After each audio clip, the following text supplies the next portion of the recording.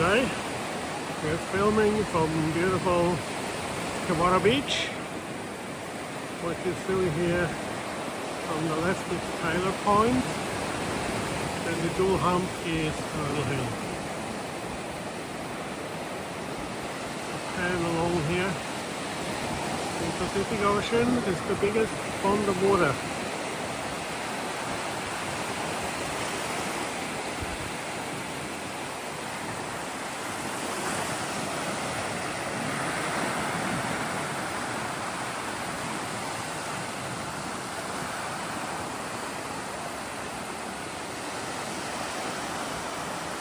And now we can see Double Island, the little rock to the right, also referred as Scout's Hat.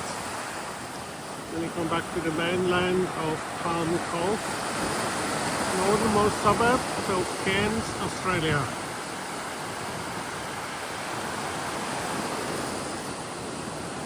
I had to put in a seawall here because of the sand erosion.